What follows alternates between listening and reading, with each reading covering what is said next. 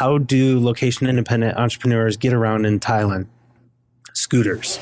Yeah. So now Becky on one scooter, me on another scooter, a kid in front of me, a kid in front of her, and a kid in back of me, and a kid in back of her. Yeah, that's how we drove through Thailand.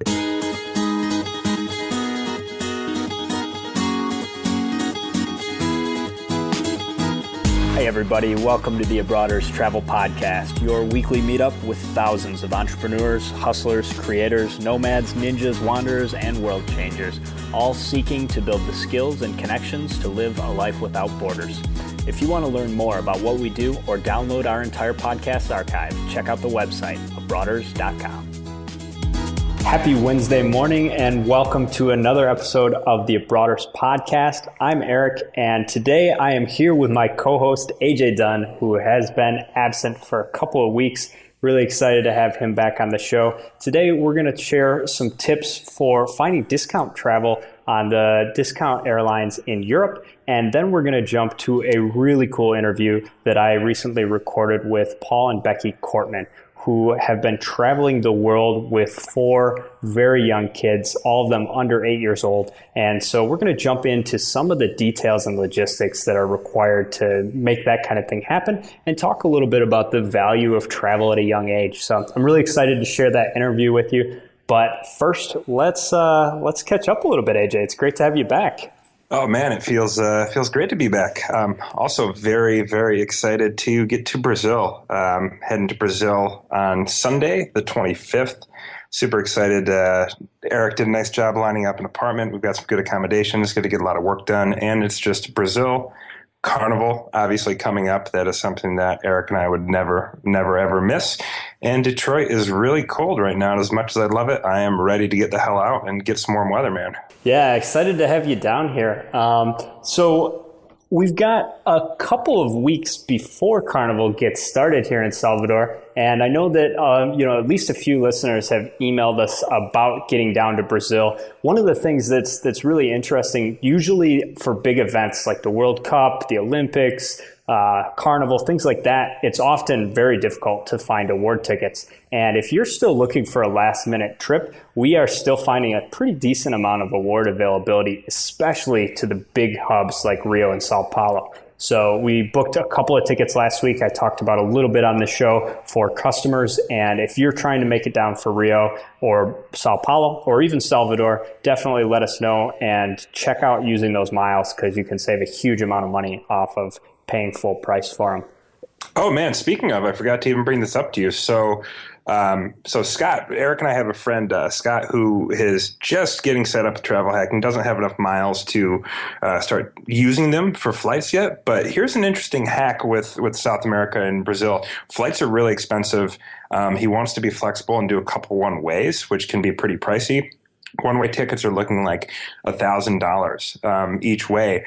And I found some availability for him heading home back to Detroit from Salvador for 20,000 miles. And he doesn't have those miles, no, but he can buy 20,000 American Airlines miles for like in the $400 some range. So that is a huge win right there. Is massive savings just buying miles and using them. That's definitely not a best practice because if you have the miles, you can get a flight for $5 if you plan accordingly, but not a bad thing to look into if you have no miles. Just a side note for you guys, we're bringing you today's episode partially from Salvador, and got a little bit of commotion going on in my neighborhood. AJ and I had a pretty narrow window to record here, and really wanted to get him back on the show. So you can excuse any random Portuguese going on in the background. There's some hustlers, some true hustlers out here selling gas for the kitchen, and they got to make it known that they've got wares to sell. So we got a little bit of background noise here.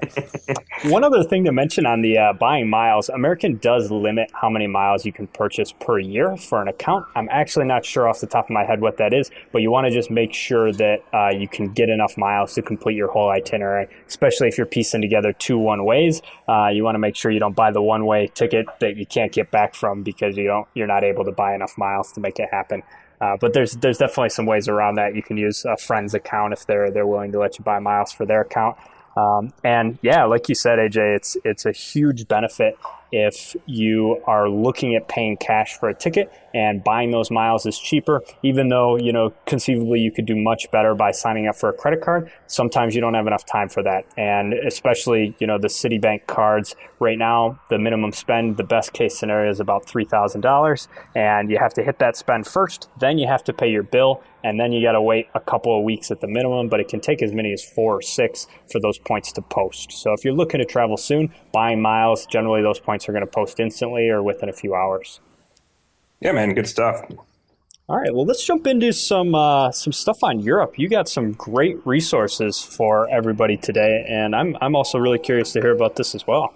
Yeah, so thank you to Robert Townsend, who is a listener and actually a Abroaders Premium member. So, Robert, thank you in advance for sending this to everybody. I'm sure everyone's going to appreciate it. And I'm also going to put up a comprehensive blog post because there's some details in here that are easy to miss if you're just listening. So, show notes for today are going to be abroaders.com/family. But Robert's got some experience living in Europe. And before he was introduced into the award travel game, he had to, just try to find, the cheapest flights possible. One thing to keep in mind that is pretty much a common theme with the deep discount carriers, something you need to take into account is they do need to make money somehow. So just don't be the person that they make money off of. So if you're carrying on a bag, you're probably fine. But if you've got, if you want to pick your seat and you want to check multiple bags, that's really going to ding you up. But if you're traveling light, these are great options. And another thing, too, when you use these sites that I'm going to link to,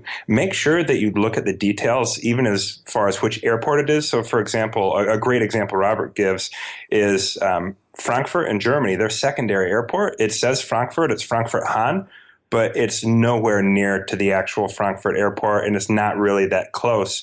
Same thing with AirAsia out of Bangkok. They fly out of the old Don Mueang airport, which is way the hell out of Bangkok.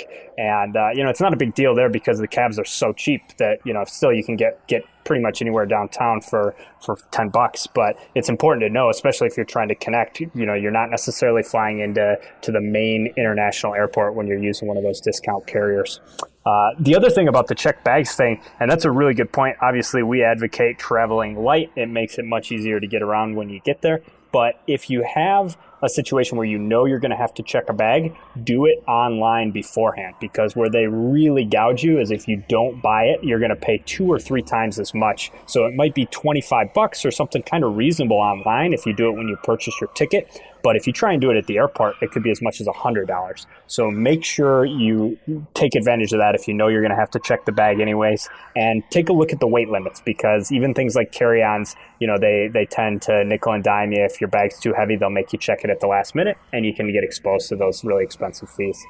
Yeah. One final one I want to share that's kind of a unique concept, at least to my travel experiences in booking flight, is Wizz Air. It's a Hungarian carrier based out of Budapest, and they've actually got something they call the Wizz Club. And as Robert says, if you don't mind the planes looking like giant Pepto-Bismol bottles, it's all good. So the Wizz Club, what you do is you only pay €20 a year. So if you're going to be doing a lot of travel within Europe, if you're a member of that club, you get at least €10 off each way of your flight for everybody that you book on your reservation. So if you've got a family of 5, you pay €20 for a membership, and you get €50 off what's already a discount carrier each way every time. So that's pretty slick too. If they really reward people for the loyalty. That's the essence of a loyalty program. There's some other ones from Italy. We got some Irish carriers, but we'll give you a more comprehensive breakdown of all these things that Robert was nice enough to send to me that I can forward to the community. So Robert, once again, thank you for sharing your information. I'm sure it'll be very valuable to the Abroaders community. Awesome. Yeah, we'll look for that in the show notes. And now we're going to jump to the interview with Paul and Becky Kortman that I mentioned at the top of the show. As I said before, they are traveling the world. I think they went to 30 plus destinations in a matter of a few months, bringing in tow their 4 very young children. I kicked off the episode by asking Paul to set the scene for the decision with he and his wife Becky the moment that they decided to take their 4 kids, sell their house and 90% of their belongings, and hit the road to experience the great world beyond. I'm Becky and married to Paul, and our kids are Aaliyah, who's 8, Josiah, who's 7, Tice is 4, and Xander is 2.5.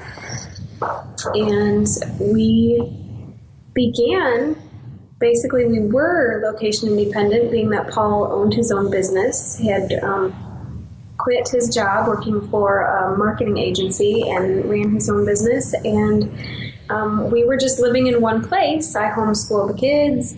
And it just was why are we staying in one place? Paul and I both traveled extensively, both individually before we were together and then also together after we were married, and just hadn't since the kids were born, and we were really, really missing it. And so we decided to sort of shrug off everyone's don't travel with your kids until they're at least 10 kind of an idea, and just decided to dive in and see what happened. Well, then it was all the research that we couldn't find information about traveling as a large family, and so we decided we just have to give it a go and see how it happened and figure it out ourselves. Wow. And as far as when you guys were kind of putting together this plan, how much did you figure out in advance in terms of where you were going to go, and sort of how did that conversation take place between the two of you to say, okay, so if we've committed that we're going to do this, where do we go, and kind of what's the game plan, how long, and those sort of questions? Well, that was over a long, long period of time. I think one of our hobbies is to discuss where we're going next, even when we're still somewhere. And we talked about it for a very long time, and it's always in a process of morphing into what it actually is when we go about it.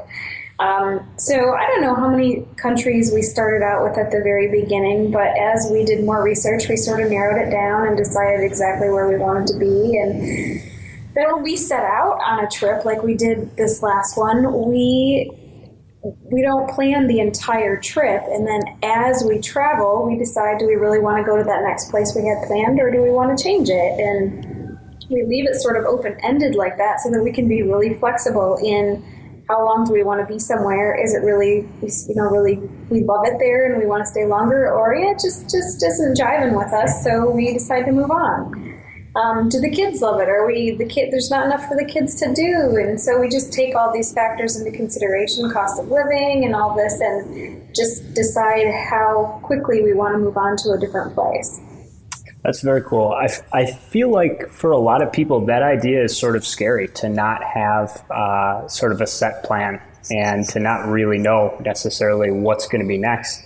I would imagine that maybe kind of came back to your experience traveling together before having kids. Is that something that was sort of a part of your relationship and your kind of standard travel philosophy before you just started going with your kids? Yeah, we'll take you back to a year. It seems like not that long ago, but it was a long time ago, 2004, when Becky and we had spent 6 months in South Africa, 6 months in Kazakhstan, and then we were scheduled to go elsewhere, starting with Thailand and then Japan. And unfortunately, doors were closed, and we had bought one-way tickets the whole way, and then it was like we couldn't. The organization we were going to work with in Thailand just didn't have the doors open, and we couldn't work there. So we ended up going home. That happened to be the year of the tsunami, and we would have been in Phuket. And so just kind of after seeing all that and going, okay, God, we get it. We'll pay attention and we'll go with the flow. And that's actually that's been our travel philosophy ever since day one. And so it's very strange for me that everybody seems to buy round the world tickets or round trip tickets because we're so one way focused. Yeah. And that's one of the huge values to being able to combine, frequent flyer points with travel, is it gives you a lot more of that flexibility. That's really cool. I guess the next thing I wanted to ask you about is kind of dive into a little bit about what your hopes were for your kids with this idea of traveling. I mean, obviously you guys were excited about the idea of getting back to what you loved doing together before, but I'm sure that you also, had expectations or hopes for how that was going to impact each of your kids. Can you tell me a little bit about kind of what you thought at the beginning, what your expectations were? I think for me, I was just looking for them to be able to do some experiential learning and to tuck away some of those life experiences that you can't get just by looking in a book or watching a video. How much that we love traveling and seeing things firsthand and learning experientially, and wanting them to love that as well, wanting them to enjoy being in different places and seeing different cultures, and really getting a grip on how people around the world are all so different but still also the same. And that was just really important for us, that I really, really wanted that for them. Yeah, I have to say I'm a little bit jealous. I love my parents, but I didn't get to get out of the country until I was 18. And, I can just imagine how much of a head start and how much of a benefit that would have been to have sort of grown up experiencing that, at least for set parts of my life. Can you talk a little bit about the sort of the educational curriculum? I know from the awesome podcast on Tropical MBA, you talked a little bit about homeschooling, but talk a little bit about how where you were played into what you were talking about with your kids. Well, when we left, we had a basic idea of a curriculum that we were going to move throughout the year with them. And we were going to do, basically stick with that plan.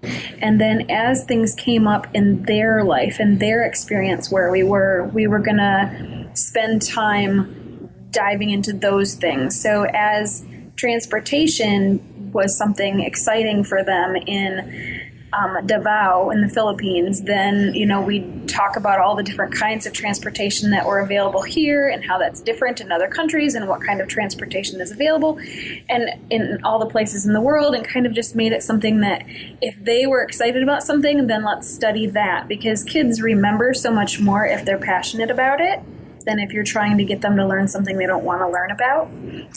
For example, one of the lessons that Becky taught the kids before we left the States was lift and drag for airplanes and ailerators and what they do. And I can't even say that right. Ailerons and elevators. There we go. And how they work. And our kids know that better than I do. I don't even know really what ailerons do, but they're so passionate about flying and they were so excited about it. Becky did a fantastic job at getting the kids excited about flying that, when it came down to like, okay, now we're going to learn about lift and drag and how airplanes work. And so now that when they experienced it, it was pretty amazing for them. But I would say in general, kind of taking a step back, there's a concept called unschooling. And then there's homeschooling, and then there's online schooling, and then there's international schooling, and then there's private schooling. I mean, there's lots of different options. And one of the things that we ended up switching on this past experience was, we had set out with homeschooling. We had taken books and papers and blah, blah, blah with us. I mean, a lot of workbooks and stuff. And Becky had this amazing insight on the trip to be able to say, you know what, unschooling might work better while we're out here on the road. And so when you're asked like curriculum questions, it's the concept behind unschooling is really wait until they're in a teachable moment. Wait until they're sitting in a situation and you can explain how business works. She was talking about transportation. You can explain how transportation works. And we can talk about, do you see that guy sitting in front of the Song Tao, how he's collecting money and rolling it and putting it in a certain way. Now, when he goes home at the end of the day, it happened to be while we were in the Philippines, we lived in a community that had a couple of, I can't remember, jeepneys that actually lived, the owner of the drivers lived in our community. And so they would see the jeepneys parked there at night and getting washed up. And they would be able to connect how that guy driving that jeepney is making money to afford the chickens around his house and that sort of thing. And so that these sorts of unschooling concepts of teaching life skills and understanding how things work is way more important.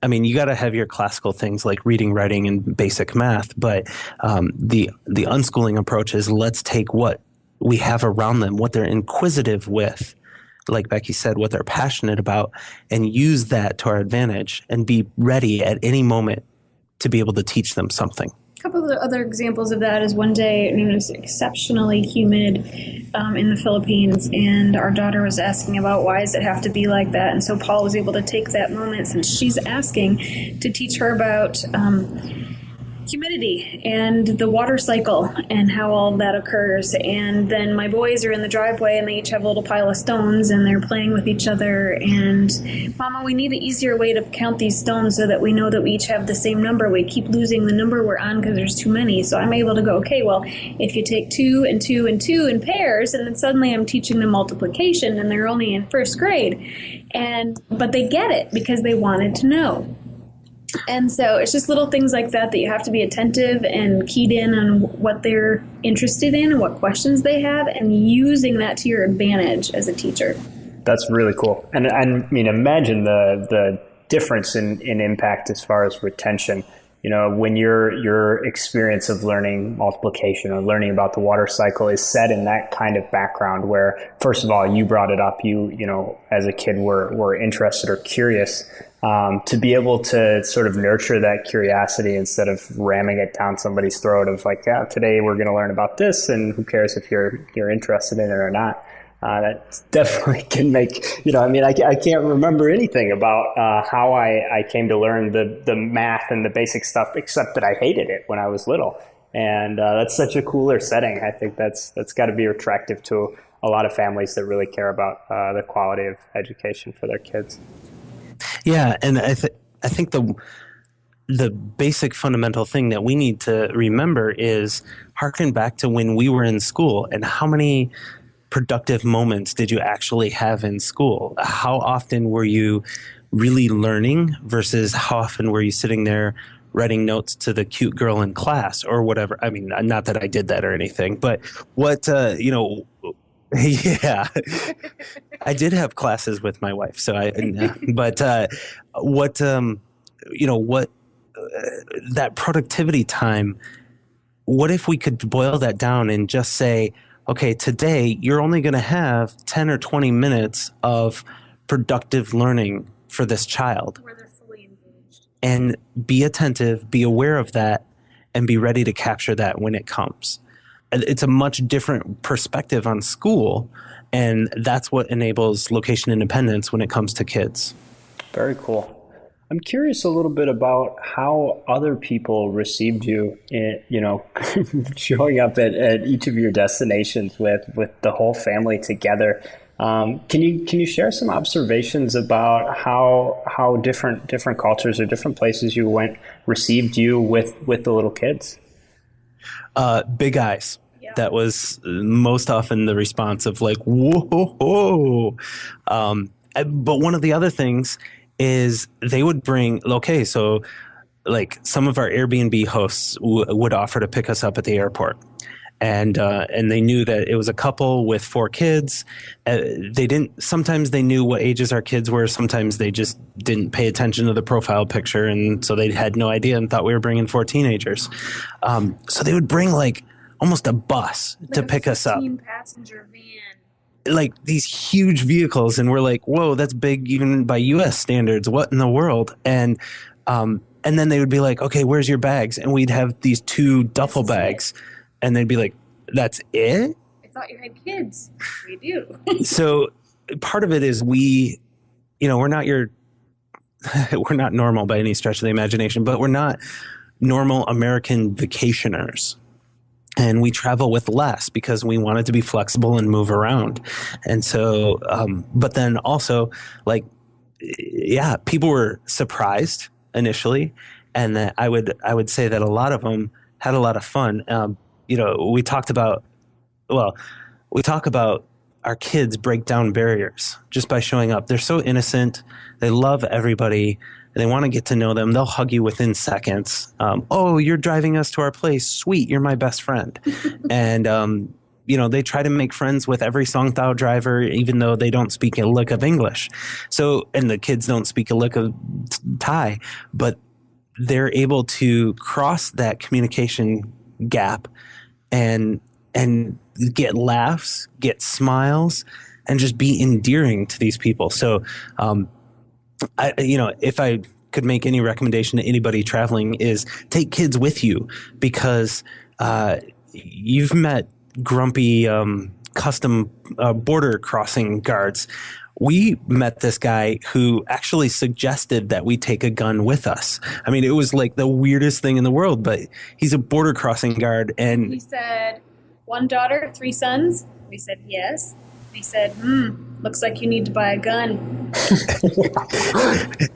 and I didn't know. I mean, he was really cold. And so I was like, what do you mean we need to buy? Is this not a safe country? I don't even remember what country we're going into. What, is this not a safe country? What's the deal here? And he's like, no, to protect your daughter. I mean, all those boys going to come knocking. She's cute. And it was like, awesome. I just had a grumpy security guard, border crossing guard, turn into a really happy guy who shared a story that he has a daughter and he owns a gun because he has a daughter. And it's like, these kids can break down barriers without even trying. They weren't happy-go-lucky at that moment. They were tired from flying, and just being there, they make life easier on one hand and more difficult on the other. Yeah. But you have to remember, we have 4 kids, so just about anywhere in Southeast Asia, people think we have a huge family. Which is so weird because locals seem to have large numbers of kids, but to see foreigners with that many kids is just foreign. Yeah, I can definitely imagine that the reaction is I mean, I'm just, even as you guys are talking about this, I've got this whole video playing out for me in front of me, just trying to imagine the reactions. And, I've been a lot of places and I really haven't encountered too many people. And that's one of the reasons I was so excited to have you guys on the show, because I want you to succeed at making this movement grow and sort of take flight, because I think that it's so cool, both from your kids' perspective, but also for sort of the intercultural relationships and those tiny little sort of bite-sized experiences that you have with those tiny interactions with other people. It's a really cool way to experience travel, I think. Yeah, we have no idea the level of impact that we have on everybody that we meet. From the people on the plane to the people, our Airbnb hosts, to whomever we see walking down the street. You have a video in your head playing. Let me add another image to that. How do location-independent entrepreneurs get around in Thailand? Scooters. Yeah. So now Becky on one scooter, me on another scooter, a kid in front of me, a kid in front of her, and a kid in back of me, and a kid in back of her. Yeah, that's how we drove through Thailand. Totally dangerous, totally life-threatening. We even had a crash where we dropped some kids. It was just awesome. But, that's so you pull up to an intersection there, the little scooter race where everybody pulls up to a red light and then everybody scoots to the front and then everybody takes off again. And you're just kind of, going back and forth with a whole herd of scooter riders. And yeah, we had an impact on those guys too. We had a lot of them laughing. The 2 kids on the backs of our scooters they made up this game of every time we stopped at a stoplight, they would see how many people nearby they could get to talk to them. So if they had a scooter person next to them, they'd be saying hi and waving and smiling, and they'd try and see if they could get people to talk and to wave. And so then they were like, I got 2 people, I got 2. So they were like totally on purpose, just trying to be cheerful. And when was the last time that you and Paul were trying to talk to the people next to you in traffic, right? Yeah, not so much. That's just it. Like, we, as adults, we know there's a cultural norm, and we stick to it. Even when it's not our own culture, we try to learn the ropes. You guys talk about that, in language hacking or any sort of hacking of like, okay, what are the do's and don'ts in this culture that I'm about to enter? And I'm going to behave by that because that's a better experience. And kids get a buy on everything. I haven't been to Japan. Maybe they don't get a buy there, but for the most part, they get a buy on cultural expectations. And another example in Thailand is that the Thais are just very reserved in their responses. And Paul would quite often take Aaliyah with him, either to the market or with him for an afternoon to go into town to do some work or something. And so Aaliyah would be, my daughter Aaliyah, she would be riding on the back of his scooter. And our first week in Chiang Mai, all of the gardeners on the sides of the streets in the little subdevelopment where we were living, they would stare at her as she would ride by, and she is waving and yelling, hi! And she's just being Aaliyah. And the next day they'd stare again as they'd ride by, and then the next day they'd smile a little bit, and by the end of the week or the middle of the next week, they were hearing her coming and turning and putting their hose down to wave at her and smile as she goes by. And we were just like, most times that would not happen, but there's something about her in her joyful little way that makes these Thai gardeners stop what they're doing to say hi to her as she goes past. But like you said, that would never happen if I were to be waving and saying hi. Sorry, probably wouldn't be waving back. Yeah. No. Well, so before we finish up here, I want to ask a few questions about sort of the practical tips and the logistical sort of execution of making all this happen, because I know that the idea of doing this is intimidating. You guys have shared a really cool and powerful story, and I know that that's a project of yours to sort of facilitate this for other people. So can you talk a little bit about what you've learned and what you're hoping to share with people that want to follow in your footsteps?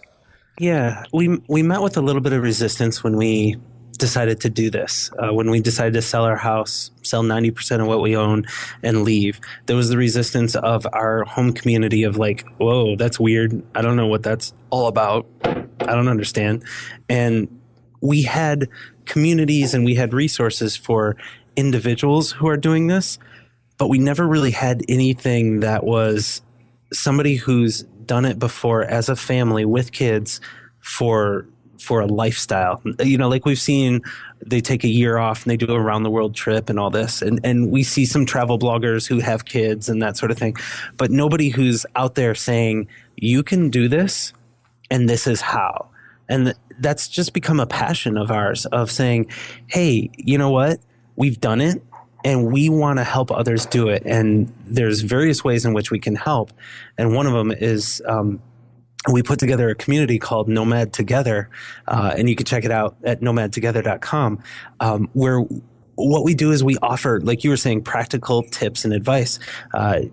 You can sign up and it's now up to five emails with a practical tip on how to become more location independent as a family, on how do you do schooling? What are my schooling options? How do I do business? How do I do this? How do I save money while traveling with 6 people? And so our mission is to equip people with kids to be able to realize that freedom. I think Abroaders fits in so well because your mission is to help people travel without borders, to travel without hindrances or obstacles. And one of the potential obstacles is airline miles or costs of flights. One of the other potential obstacles is kids. What do I do with kids on an airplane? What do I do with kids in a foreign country? And our mission is to try and help people realize that you can live the location independent lifestyle as a single individual. Here's a bunch of resources and communities and coaches to help you do that. You can also get married and have kids and still maintain the lifestyle of your choice, no matter where that is. We're big proponents of slow travel. We didn't do that. We hit 30 countries in 6 months, or 30 locations in 6 months. And so, just because we're proponents of slow travel doesn't mean we actually live by our own standards. But, there's all kinds of ways in which we can help.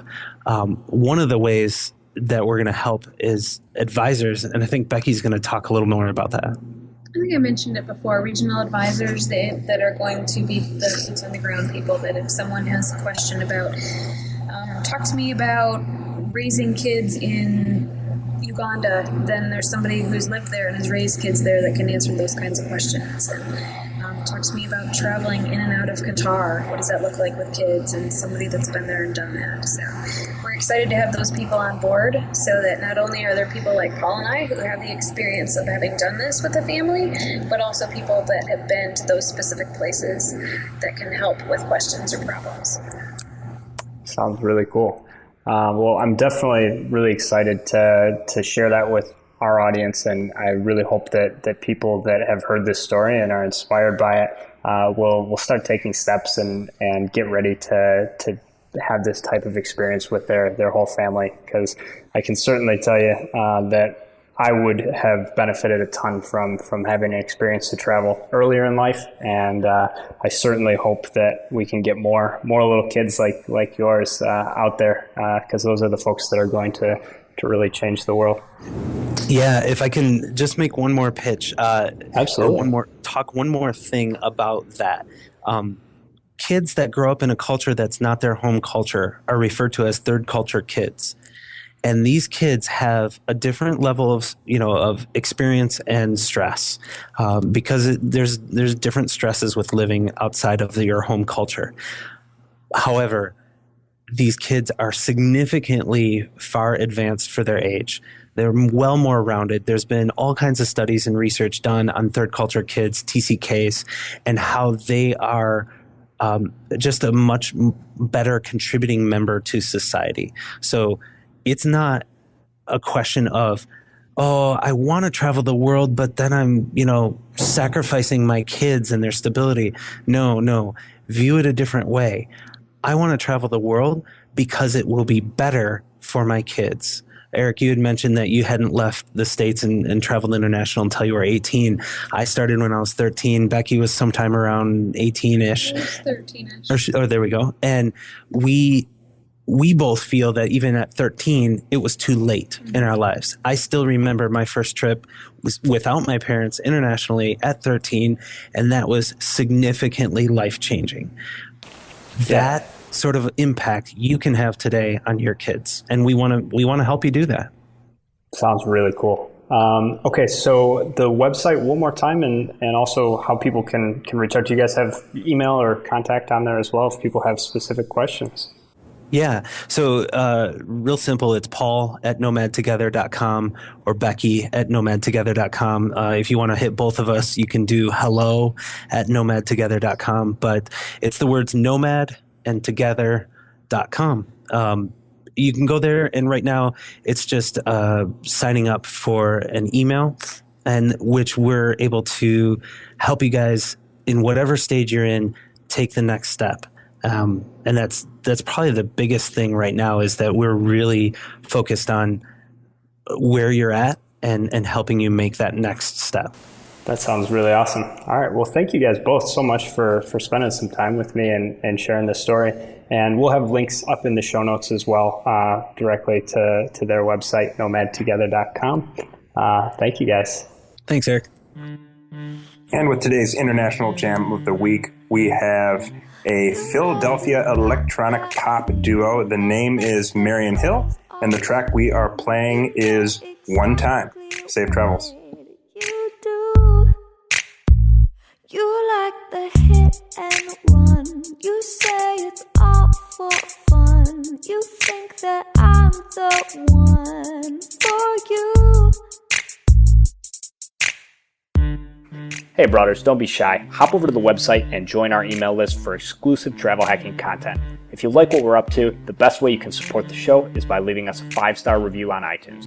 Lastly, we would love to hear from you, so send your show feedback to Erik or AJ@abroaders.com. We will see you next week. Boy, if you wanna go, I would not mind, but I'm not the kind of drum you play one time. One time, one time, one time. Boy, I'm not the kind of drum you play one time. One time, one time, one time. Boy, I'm not the kind of drum you play one time.